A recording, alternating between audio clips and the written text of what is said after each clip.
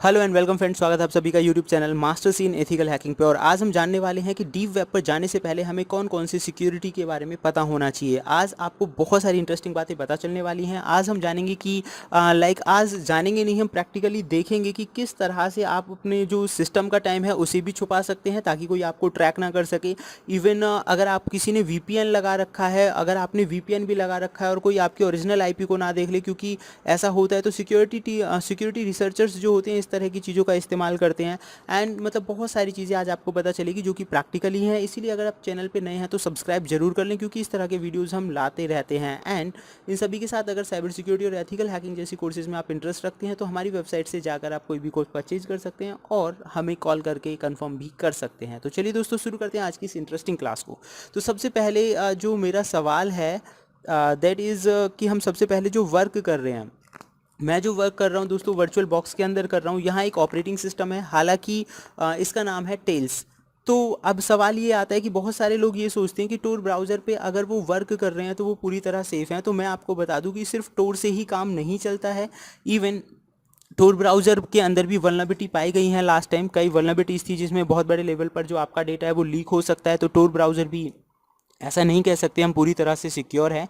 Then अब सवाल ये आता है तो फिर हम क्या करें। तो दोस्तों टोर को किसी दूसरी जगह पे इस्तेमाल किया जाए। काली लिनक्स के अलावा हम यूज़ कर रहे हैं टेल्स। टेल्स एक ऐसा ऑपरेटिंग सिस्टम है जिसमें अगर आप लाइव यूएसबी के जरिए अगर इसे चलाएंगे लाइव परसिस्टेंस करके, तो आपकी जो सिक्योरिटीज़ है, मतलब आपकी जो आईपी एड्रेस है, आपका जो मैक एड्रेस है सिस्टम का, वो सारी चीज़ें आसानी से कोई डिटेक्ट नहीं कर पाएगा। अनोनिमस बनाने में आपको हेल्प करेगा। तो पहली सिक्योरिटी तो ऑपरेटिंग सिस्टम की हो गई कि आपको ऑपरेटिंग सिस्टम टेल्स की तरह का यूज़ करना है। टेल्स से भी ज़्यादा सिक्योर ऑपरेटिंग सिस्टम्स होते हैं।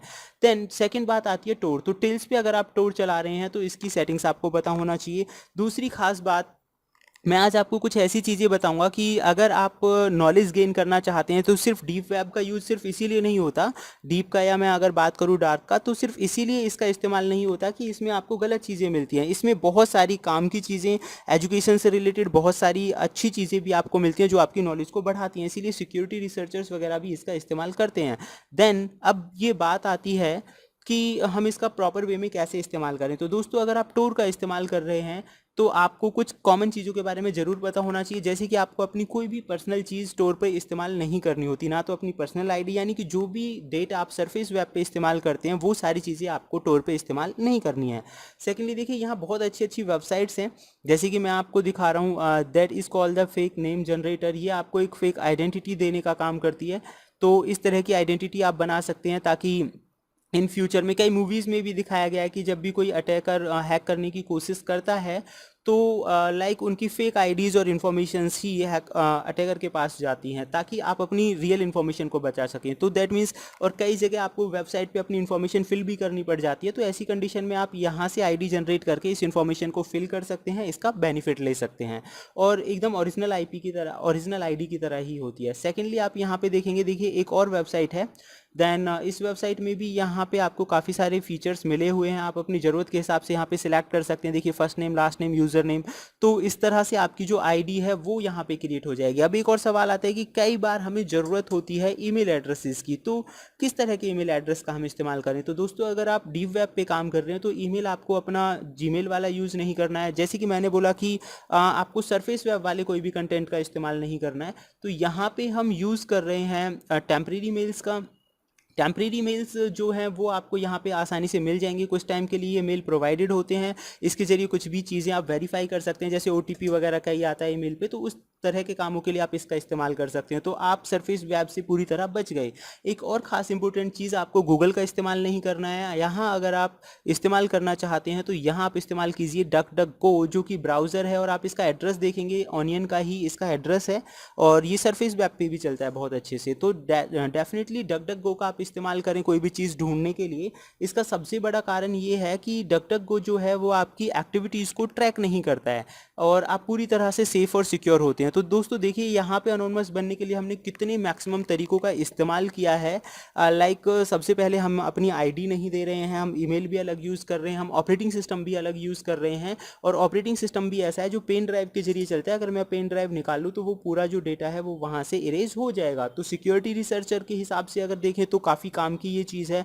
एंड अगर हम बात करें कि हमें सर्फ करनी पड़ जाए कभी भी डीप वेब वगैरह, तो उस हिसाब से भी काफ़ी हेल्पफुल है ये।